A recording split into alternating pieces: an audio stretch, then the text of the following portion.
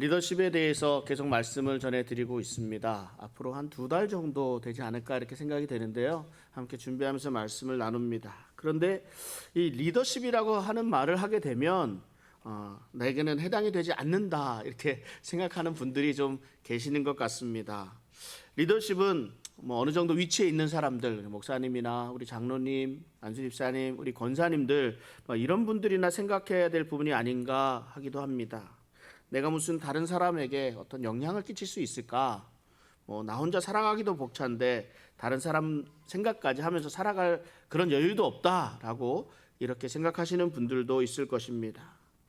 그러나 예수님께서 우리에게 전해주신 그 말씀은 어느 한 사람, 어느 특별한 사람에게 주어진 것이 아니라 우리 모두에게 주신 말씀입니다.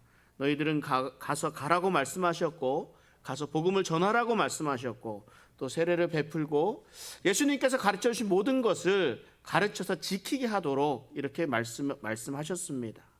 이 말씀은 복음을 받아서 예수님을 영접하고 성숙한 그리스도인으로 자랄 때까지 돌보아 주라는 말씀입니다. 우리 모두에게 주신 말씀이고 우리 교회에 주시는 사명입니다. 그런데 사람들은 이러한 말씀을 내게 주시는 하나님의 말씀이라고 생각하는데 좀 어려워합니다. 왜 썬데이 크리스찬이라는 말이 나오게 되는 것일까요? 왜 평상시의 삶과 또 주일날 교회에서의 그 다른 모습을 우리가 살아가고 있는 것일까요? 하나님의 말씀이 내게는 해당되지 않는다라고 생각하기 때문입니다. 어느 특별한 사람들에게나 주어지는 것이라고 생각하기 때문입니다. 나는 그저 나만 믿으면 그뿐이라고 생각을 합니다. 심지어 어떤 분은요, 나는 부끄러운 구원이라도 받은 것 그것만으로 만족합니다. 이러시는 분도 있습니다. 다른 것 아무것도 안 하고 예수 믿고 구원받는 것만 하면 되지 않겠느냐고 말을 하기도 합니다. 그런데요, 우리가 예수님을 믿고 구원을 받게 되면요, 구원을 받게 되는 그 사람의 삶은 내가 생각하고 얘기하는 것, 내가 이렇게 주장하는 그런 것과는 좀 다르거든요. 계속해서 내 마음을 두드리시는 하나님의 음성이 들려오거든요. 내 안에 계신 성령님이 계속 나에게 말씀하시거든요. 성령님이 가만두지 않으세요. 처음에는 우리가 어린아이와 같은 믿음을 가지게 됩니다. 그냥 혼자 설 수 있는 능력이 없습니다. 그래서 누군가의 도움이 필요합니다. 점점 자라서 장성한 분량에 이르기까지 우리는 다른 사람의 도움을 받으면서 신앙생활을 하게 됩니다. 그 다른 사람이 누구예요? 저와 여러분들입니다. 좀 더 먼저 신앙생활을 시작한 사람들, 조금이라도 더 성숙한 사람들입니다. 사도 바울은 빌립보 교인들에게 구원을 이루어가라 이렇게 말씀을 합니다. 이 구원을 이루어가라 하는 그 말씀이 무슨 말씀일까요? 우리가 예수님을 믿었을 때 예수님이 내 죄로 인해서 십자가에서 죽으신 것과 나를 위해서 다시 살아나신 것을 믿었을 때 우리는 구원을 받았습니다. 그런데 바울은 또 구원을 이루어 가야 한다는 그 말씀을 전해주시고 있습니다. 이 도대체 구원을 이루어 간다는 말이 무슨 말일까요? 우리의 구원을 이루어 간다는 말은 우리가 더 성숙하게 자라간다는 말을 의미합니다. 예수님을 닮아서 자라가는 것입니다. 내가 예수 믿고 구원 받았다고 해서 당장 내 성품이 달라지질 않습니다. 쉽게 화내고 급하게 하고 급한 내 성격들, 다른 사람들을 좀 깔보고 내려보도 하는 교만한 이 마음들, 이런 내 성격이 달라지지가 않습니다. 물론 많은 부분에서 달라지는 부분들이 있기야 하겠지요. 근데 잠깐일 뿐입니다. 그러니까 어떻게 해야 돼요? 우리가 배우고 훈련을 받아야 합니다. 예수님의 성품을 닮아가기 위해서 예수님의 성품이 무엇인지 알아야 하고 그것을 배워서 몸에 익힐 수 있어야 합니다. 이것이 성령의 열매입니다. 우리가 신앙생활하면서 성령의 열매를 많이 맺어갈 수 있도록 해야 합니다. 그리스도의 장성한 분량까지 자라가야 합니다. 또 구원을 이루어간다는 말은 우리에게 주어진 사명에 대한 책임을 담고 있습니다. 바울은 오직 한 일을 위해서 달려갈 것을 결심합니다. 그 오직 한 일은 복음을 위해 생명까지도 아끼지 않으리라는 그런 결심이었습니다. 사도 바울이 다메섹으로 가는 길에 예수님을 만났습니다. 하늘에서 큰 빛이 있었고 바울에게만 들리는 소리가 있었습니다. 사울아 사울아 네가 왜 나를 박해하느냐. 이런 예수님의 음성이었습니다. 이때 바울은 주님 누구시니까 라고 물었습니다. 예수님은 나는 네가 박해하는 나사렛 예수니라 라고 말씀하셨습니다. 예수님을 박해하기 위해서 가던 길에 바울이 예수님을 만났습니다. 절대자의 음성을 들었고 그에게 대답을 했습니다. 알고 보니까 자기가 박해하는 예수님이었습니다. 이에 바울이 어떻게 반응하는지 사도행전 22장 10절에 이렇게 말씀하는데 제가 다시 한번 읽어보겠습니다. 내가 이르되 주님 무엇을 하리이까? 주께서 이르시되 일어나 다메섹으로 들어가라. 내가 해야 할 모든 것을 거기서 누가 이르리라 하시거늘. 바울은요 이제까지 예수님이 가짜라고 생각을 했습니다. 그저 사람들을 홀리고서 죽은 사람 정도로만 생각을 했습니다. 그래서 이스라엘 사람들을 현혹하고 미혹하는 나쁜 그런 사람이라고만 생각을 했습니다. 그래서 열심을 가지고 예수님 믿는 사람들을 박해한 것입니다. 그런데 예수님을 만나고 나니까 자신이 잘못되었다는 것을 알게 되었습니다. 자기가 핍박한 예수님이 정말 하나님이셨구나, 그것을 알게 되었습니다. 그리고 나서 이에 대한 바울의 반응이 어떤 반응이었습니까? 무엇이었습니까? 주님 무엇을 하리이까? 이 반응이에요. 이 반응. 이제 내가 알았습니다. 주님, 그렇다면 내가 이제 무엇하면 되겠습니까? 예수님에게 묻고 있습니다. 이렇게 바울이 물은 물음이 오늘날 우리들이 가지는 동일한 물음이 되어야 합니다. 예수님, 그러면 제가 무엇하기를 원하십니까?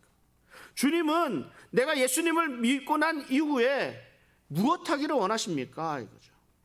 여러분들은 예수님 믿고 난 이후에 이러한 기도를 해보신 적이 있습니까? 예수님, 내가 무엇하기를 원하십니까? 이전엔 내가 하고 싶은 일이 너무 많았습니다. 내가 잘하는 일도 많았습니다. 내가 세워놓은 계획들도 참 많았습니다. 그런데 예수님을 만난 이후에는 이것이 중요한 것이 아닙니다. 내가 잘하고 내가 계획하고 내가 준비했던 일이 중요한 것이 아니라 예수님은 내가 무엇하기를 원하시는가, 이것이 중요합니다. 그래서 묻는 거예요. 예수님에게. 예수님이 대답하셨고 바울은 이 말씀에 순종했습니다. 사도 바울은 예수님의 부르심을 받고 오직 한 일, 하나님의 위에서 부르신 그 부르심의 상을 위해서 달려갔습니다. 우리 주님이 여러분들에게 원하시는 것이 무엇이겠습니까? 예수님을 닮아서 장성한 분량까지 자라가기를 원하십니다. 예수님을 닮아가는 공동체, 예수님을 닮아가는 성도가 되기를 원하십니다. 여러분 어떻게 해야 될까요?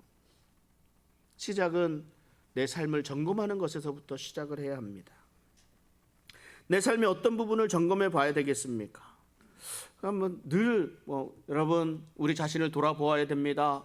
내 자신을 먼저 돌아보고 하나님 앞에서 바로 서야 합니다. 제가 이렇게 말씀드리면 좀 막연하기도 합니다. 막막합니다. 무엇부터 해야 될지 알지 못해서 그냥 지나가기도 합니다. 그래서 제가 어떤 말씀을 드려야 될까 구체적으로 한번 생각을 해보았습니다. 무엇을 점검해야 될까? 첫 번째로 내가 하나님의 말씀을 잘 따르고 있는가 그렇지 않은가, 이것을 점검해 봐야 합니다. 하나님의 말씀은 매일매일 우리에게 들려옵니다. 여러분 열심히 성경 읽잖아요. 하나님의 음성 듣잖아요. 하나님께 기도하잖아요. 그래서 매일 하나님의 음성을 듣는데 과연 내 삶에 이러한 도전이 있음에도 불구하고 내가 그 말씀대로 살려고 하고 있는가, 이것을 점검해 보아야 합니다. 하나님의 음성이 들려오는데도 들리지 않는 것처럼 막 이렇게 수학이 이렇게 멀리 하는 것처럼 이렇게 애써서 외면하면서 살아가는 삶은 아닌지, 말씀에 순종하는 삶인지 그렇지 않은지, 이것을 우리가 돌아보아야 합니다. 두 번째는 내가 기도하고 있는가 그렇지 않은가 살펴봐야 됩니다. 기도한다는 것이 뭐예요? 기도한다는 것은요, 매 순간을 주님께 맡기면서 살아간다는 것과 같습니다. 꼭 자리 잡고 두 손 모아서 하나님께 기도한다는 것보다 내가 내 삶을 얼마나 우리 주님과 의논하고 있는가 그렇지 않은가, 이것을 생각해 보는 겁니다. 그리고 지금 내가 사랑하고 있는가 그렇지 않은가, 이것도 중요합니다.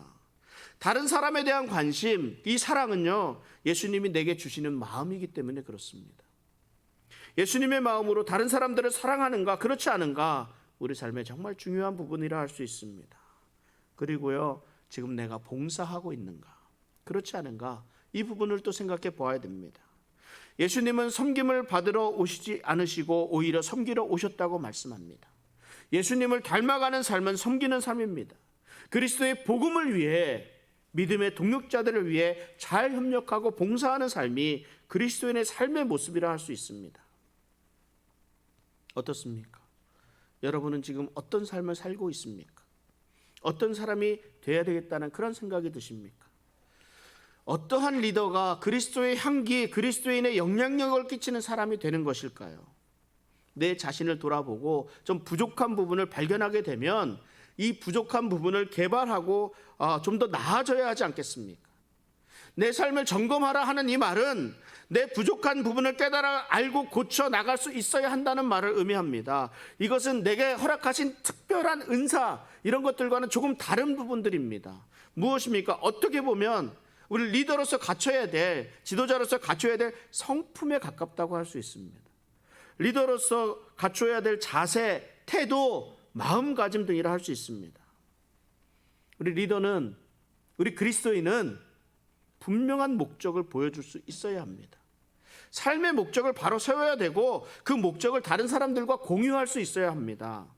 하나님께서 내가 무엇하기를 원하시는가, 내가 어떤 사람이 되어야 될까, 이것에 대해서 생각을 해야 합니다.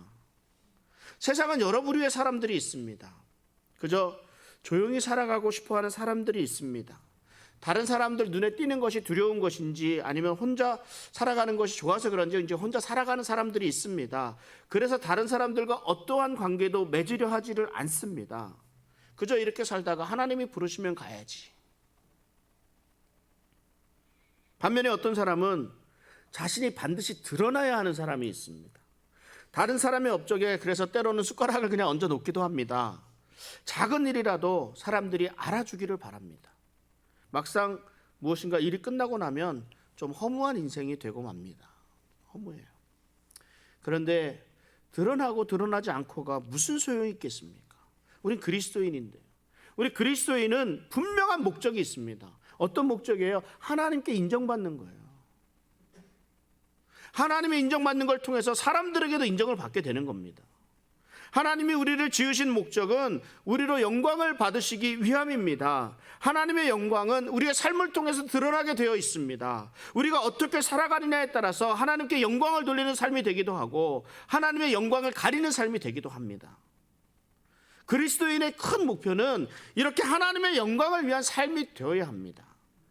그리고 하나님께 영광 돌리기 위해서 내가 무엇을 어떻게 해야 하는지를 내가 결정하게 되는 겁니다. 여러분, 단순히 편안하고 행복한 노년을 생각하면서 살아가지 않았으면 좋겠습니다. 물론 노후를 준비하는 것이 정말 필요합니다. 그러나 하나님은 내가 무엇을 하기를 원하시는가를 우리가 깊이 생각하면서 우리 삶의 목적에 대해서 다시 한번 생각해 보시기 바랍니다. 하나님이 내게 원하시는 일이 무엇인지를 찾을 수 있기를 바랍니다. 어떻게 해야 하나님 앞에서 영향력 있는 그리스도인으로 살아갈 수 있겠습니까? 우리의 삶을 얽어매고 있는 그런 죄의 사슬, 죄의 허물에서 벗어나야 합니다. 히브리서 12장 1절 2절에 이렇게 말씀합니다. 우리 같이 한번 읽어보겠습니다. 이러므로 우리에게 구름같이 둘러싼 허다한 증인들이 있으니 모든 무거운 것과 얽매이기 쉬운 죄를 벗어버리고 인내로써 우리 앞에 당한 경주를 하며 믿음의 주요 또 온전하게 하시는 이인 예수를 바라보자. 그는 그 앞에 있는 기쁨을 위하여 십자가를 참으사 부끄러움을 개의치 아니하시더니 하나님 보좌 우편에 앉으셨느니라. 아멘. 이 히브리서 저자는 모든 무거운 것과 얽매이기 쉬운 죄를 벗어버리라고 말씀합니다. 이 말은 우리 신앙인들이 가야 하는 길, 또 신앙인의 성장을 느리게 하는 것들, 그리스도인의 성품에서 흠집을 내는 그 모든 것들을 벗어버리라고 말하는 겁니다. 어떤 것들이 있을까요? 저는요, 제가 가지고 있는 가장 큰 약점이 있습니다. 쉽게 흥분합니다. 쉽게 흥분하면요, 이성을 잃게 되고 절제하지 못하게 되고 실수하게 됩니다. 참 큰 약점인데 제가 목회를 하면서 이것이 좀 많이 침착해지기는 했습니다. 그렇지만 여전히 늘 제 큰 약점이라 늘 신경을 쓰고 있습니다. 여러분들 매일 내 자신들을 쓰러뜨리고 있는 것들이 무엇이 있을까요? 나는 다른 거 다 참을 수 있는데 이것만은 참지 못한다, 이 유혹에는 참을 수 없다 하는 것들이 크게 몇 가지 있습니다. 그 중에 한 가지가 뭔가요? 돈의 유혹입니다. 이 돈으로 공격해 들어오면 참을 수 없게 됩니다. 쉽게 넘어가죠. 돈의 유혹을 거절하는 것이 쉽지 않습니다. 그래서 더욱더 벗어버려야 합니다. 무엇에 움직여야 됩니까? 돈의 가치보다 더 높은 가치를 가지고 그 가치에 의해서 움직여야 합니다. 또 이성에 대한 유혹이 있습니다. 사회가 점점 더 혼란스러워져서 성적으로 문란해지고 이 부부 외의 관계들이 너무 많아지고 있습니다. 이 간음이라는 말이 사라져가고 있습니다. 사랑한다는 말이면 다 용서되는 것처럼 그렇게 또 살아가기도 합니다. 윤리와 도덕이 무너지고 있습니다. 조심해야 됩니다. 그러니까 쉽게 넘어가게 돼요. 특별히 얼굴 좀 잘생기고 예쁘신 우리 성도님들 조심해야 됩니다. 살기 좋아지면 살기 좋아져서, 아니면 살기 힘들어지면 좀 힘이 들어지면서 늘어나는 것이 있는데, 이것이 마약 같은 거예요. 마약 같은 거. 이것저것 중독될 정도로 빠져들어가게 하는 것들이 있습니다. 어떤 사람에게는 이것이 진짜 마약이 되겠지만, 어떤 사람에게는 술, 담배 등이 되겠고, 어떤 사람에게는 특정한 운동이나 취미활동, 이런 것들이 될 수 있습니다. 우리가 쾌락을 쫓아서 살아가게 되면 우리의 삶은 크게 무너질 수밖에 없습니다.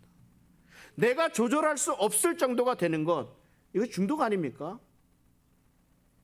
우리 청년들 게임 많이 하는데 중독이에요, 중독. 그러면 우리 삶에 큰 문제가 됩니다.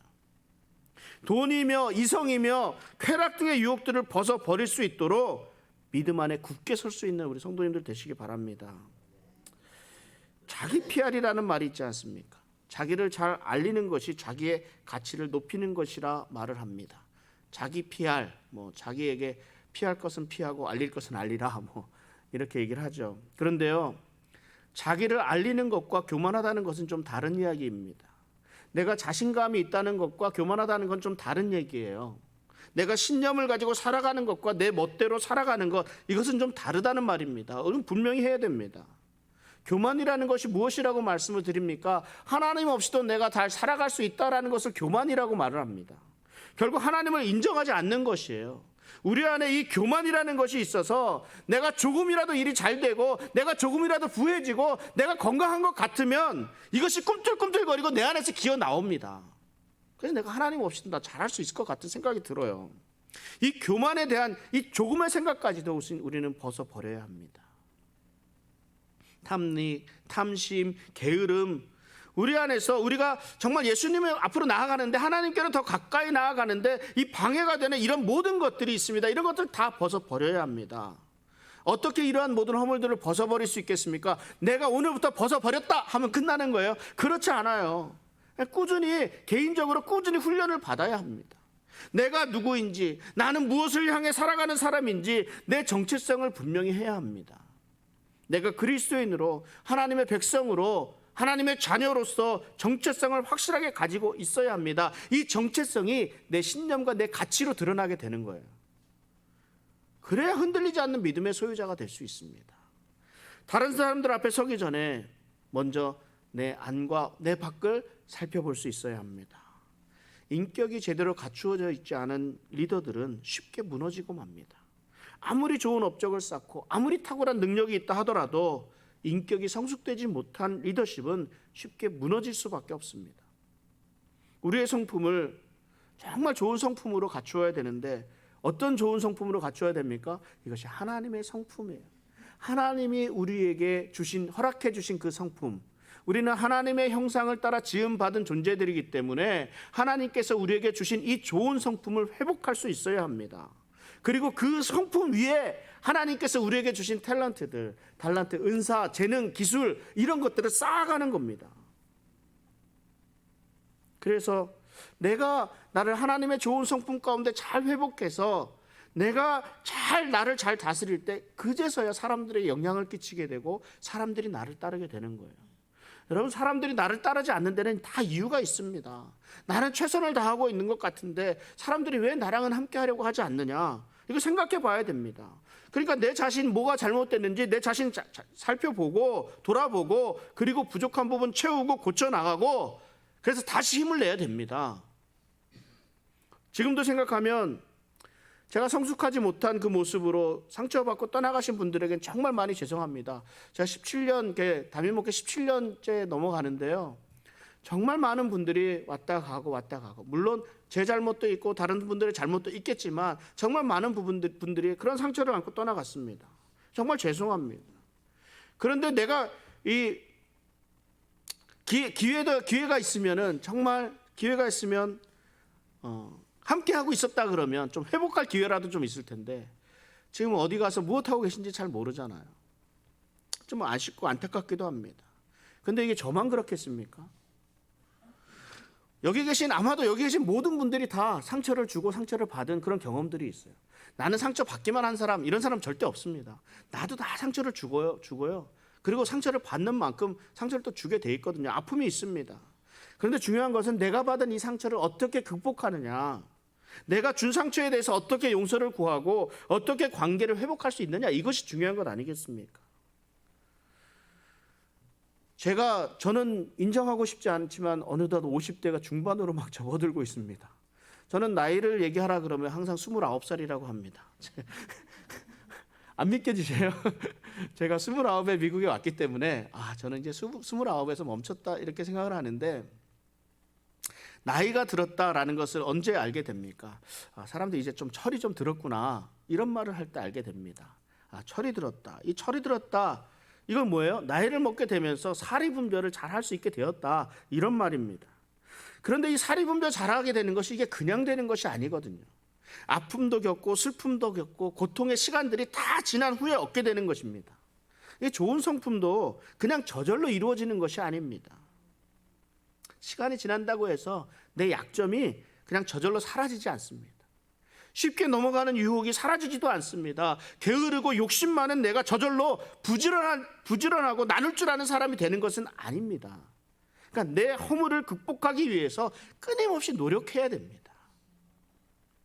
개발해야 되죠. 이것을 훈련이라고 표현을 합니다. 화를 다스리고 절제하고 경청하고 생각하고 내 말, 내가 행하는 언어, 이런 것들 훈련 받아야죠. 절대 그냥 바뀌어지지 않습니다. 은혜 받으면 사람들이 변한다고 합니다. 그죠? 은혜 받으면 사람들이 변해요. 그런데 절대 그냥 변하는 게 아닙니다. 내 잘못된 부분을 알게 되면 잘못되었다고 인정하고 잘못된 삶을 살아서는 안 된다고 결단하고, 그리고 돌아서는 그 의지가 절대적으로 필요합니다. 그래야 변화되는 거예요. 그냥 은혜 받고 내가 좋으니까 나는 이게 좋은 사람이 되었다, 절대 그렇지 않아요. 의지적인 노력이 필요합니다. 이러한 자기 훈련이 정말 잠시의 해프닝으로 끝나지 않기 위해서는 무엇이 필요합니까? 확실한 자기 정체성이 필요하다는 거예요. 저는 그래서 우리 교회 성도님들을 정말 사랑합니다. 왜냐하면요, 쉽게 끓는 냄비는요 금방 식어버려요. 그래서 우리 교회 성도님들은 아주 천천히 잘 익어서 믿음의 강도가 정말 굳거든요. 저는 그것이 너무 좋습니다. 무엇을 가지고 있기 때문에 그렇습니까? 내 안에 있는 정체성 때문에 그렇습니다. 나는 그리스도인이다라는 거죠. 나는 하나님의 자녀다, 하나님의 백성이다라는 이런 정체성이 필요합니다. 그리스도인으로서 바른 신념과 가치를 가지고 있어야 됩니다. 그 신념과 가치의 기준이 무엇이에요? 하나님의 말씀이에요. 하나님은 내가 무엇하기를 원하시는가, 이런 삶의 분명한 목적을 두어야 되는데 그것이 어디에 있습니까? 하나님의 말씀에 있거든요. 하나님의 말씀을 근거로 해서, 하나님의 말씀을 중심으로 해서 내 삶의 신념이 생기는 거예요. 하나님 나라의 가치를 두고 살아가는 거예요. 하나님께서 내게 주신 사명을 위해서 살아가는 겁니다. 예수님의 족보에는 존경받는 사람, 높은 지위를 얻은 사람들만 오른 것이 아닙니다. 예수님의 족보에 보면 사회적으로 보면 많이 부족한 사람, 실패한 사람들도 있습니다. 그럼에도 불구하고 예수님의 족보에 올라가 있습니다. 예수님이 이 땅에 태어나시기 위한 계보를 잇는 중요한 사람이 되었습니다. 왜 그럴까요? 여러분, 기생 라합을 아십니까? 기생 라합. 라합은 여리고성의 기생이었습니다. 그런데 이스라엘 정탐꾼들을 숨겨주고 여리고성이 무너질 때 구원을 받게 되었습니다. 그런데 우리가 라합은 좀 이렇게 믿음의 사람이다, 구원받은 사람이다 이렇게 생각하니까 좋은 사람 같잖아요. 여리고성 사람 입장에서는 어떤가요? 라합은 이 배신자입니다. 배신자. 왕이 정탐꾼들을 잡아들이라고 했을 때 정탐꾼들을 숨겨주었고 적으로부터 구원을 받은 이 배신자입니다. 라합이 기생이라고 하잖아요. 이 기생이라는 표현된 말은요, 사실 창녀라는 말입니다. 창녀. 도덕적으로 순결하지 못한 여인이었습니다. 그런데 여리고성 안에서 유일하게 하나님에 대한 적극적인 믿음을 가진 여인이 바로 또 이 라합이었습니다. 하나님을 두려워하고 하나님 편에 선 라합은 구원받은 후에 그 족장 살몬과 결혼을 했고 다윗과 예수의 조상이 되었다는 말입니다. 라합은요, 하나님께서 내가 무엇하기를 원하시는가를 정확하게 분명하게 알았습니다. 그리고 그대로 행했습니다. 비록 자신의 행동이 여리고를 배반하는 행위였지만 하나님을 믿는 믿음으로 하나님의 편에 설 수 있었습니다. 라합은 하나님에 대한 믿음이 있었습니다. 라합은 여리고성에 대한 의리보다 하나님에 대한 믿음의 삶에 더 큰 가치를 두고 있었습니다. 여러분, 이 믿음이라는 것이 언제 드러나게 돼 있습니까? 정말 힘들고 어려울 때 어떤 선택을 하는가에 따라서 어떤 결정을 하는가를 보게 되면 잘 알게 됩니다. 그런데 평상시에 그리스도인의 정체성, 그리스도인의 확신, 신념, 가치 이런 것들에 대해서 훈련이 되어 있지 않으면 정말 급한 상황에서 이 믿음대로 행한다는 것이 정말 쉽지만은 않습니다. 그래서 훈련이 필요합니다. 내 안에 얽매이기 쉬운 죄를 벗어버리고 그리스도인으로 온전하게 설 수 있는 우리 성도의 삶 되시기를 주님의 이름으로 축원합니다. 우리 하나님의 리더로 또 그리스도의 향기를 전하는 전도자로 예수님을 닮아서 자라가고자 하는 이런 사람들은요, 자신을 온전히 하나님의 뜻 안에 둘 수 있어야 합니다. 우리 로마서 12장 1절부터 12절까지 같이 한번 또 읽어보겠습니다. 그러므로 형제들아, 내가 하나님의 모든 자비하심으로 너희를 권하노니 너희 몸을 하나님이 기뻐하시는 거룩한 산 제물로 드리라. 이는 너희가 드릴 영적 예배니라. 너희는 이 세대를 본받지 말고 오직 마음을 새롭게 함으로 변화를 받아 하나님의 선하시고 기뻐하시고 온전하신 뜻이 무엇인지 분별하도록 하라. 아멘. 내 몸을 하나님이 기뻐하시는 산 제물로 드린다는 것이 무슨 말일까요? 여러분, 재물이 자기 주장을 할 수 있겠습니까? 재물은 죽은 거예요. 이미 죽었습니다. 죽은 사람이 무슨 말을 해요? 나는 죽고 무엇이 살아 있습니까? 우리 주님만 살아나신 거예요. 그러니까 이제 내 몸은 더 이상 내 것이 아니라 주님의 것이 되는 거예요. 그러므로 내 뜻대로가 아니라 주님의 뜻대로 사용되어져야 합니다. 내 삶에서 내 생각, 내 주장이 드러나는 것이 아니라 주님의 뜻이 드러나게 해야 합니다. 이것이 산 제물로 드린 사람의 삶이에요. 하나님이 부르시는 온전한 지도자로 서기 위해서는 하나님에 대한 온전한 순종이 필요합니다. 하나님의 그런 대한 순종이 온전해지기 위해서 내가 가져서는 안 될 그런 마음가짐들이 있어요. 걷어내야 될 일들이 있다는 말입니다. 모든 얽매이기 쉬운 죄를 벗어버리듯이 내 마음에서 무언가 가지고 있는 이것들을 벗어내야 되는데 무엇인가요? 내가 무엇인가를 입증하려는 그런 마음이 없어져야 합니다. 내 자신의 가치를 다른 사람들에게 세우려고 하지 말아야 된다는 말입니다. 내가 꽤 괜찮은 사람이라는 거, 이거 다른 사람들에게 굳이 알리려고 하지 않아도 됩니다. 여러분은 하나님이 세우신 것만으로 괜찮은 사람들입니다. 여러분들은 다 괜찮은 사람들이에요. 하나님이 세우셨잖아요. 하나님의 사람으로 모든 사람들, 세상 모든 사람들의 다 인정을 다 받으려고 해서는 안 됩니다. 그럴 필요도 없습니다. 하나님의 일을 하는 사람들, 함께 섬기는 하나님의 허락하신 이 리더십을 인정하는 사람들이면 그것으로 충분합니다. 욕심내지 말아야죠. 그리고 내가 또한 이것을 통해 무엇을 얻으려고 하는 그 마음도 버려야 합니다. 인기, 좋은 이미지, 이런 것들에 대한 욕심을 좀 버려야 한다는 말입니다. 이건 저에게 해당되는 말인 것 같은데, 사람들에게 좋은 이미지, 감동을 남기기 위해서 애를 쓰면 안 됩니다. 이런 것들은 누가 하는 일이에요? 이건 연예인들이나 하는 일이에요. 연예인들은 다른 사람의 감정을 이용해서 인기를 얻으려고 하는 사람입니다. 우리가 추구해야 될 것은 다른 사람들의 인기가 아닙니다. 다른 사람들 눈치 보지 말고 하나님의 부르심에 순종할 수 있어야 합니다. 또한 무엇을 숨기고자 하지 말고 속이려 하지 말고 언제든지 투명해야 합니다. 진실은 변하지 않습니다. 언젠가는 드러납니다. 하나님 앞에서 자신을 내세우려고 하지 말아야 합니다. 하나님은 다 아십니다. 알고 계십니다. 근데 하나님만 아시나요? 사람들도 다 알아요. 사람들도 다 압니다. 이것이 진정인지 거짓인지 다 압니다. 가만히 있으면요, 우리가 가만히 있으면 하나님이 알아서 올려주십니다. 하나님이 인정해 주시면 내가 애써서 노력하지 않아도 하나님이 올려주십니다. 그러니까 사람들도 인정하게 되는 거예요. 왜 불평하고 왜 원망하게 됩니까? 우리가 이것을 기다리지 못하거든요. 기다리지 못해서 그래요.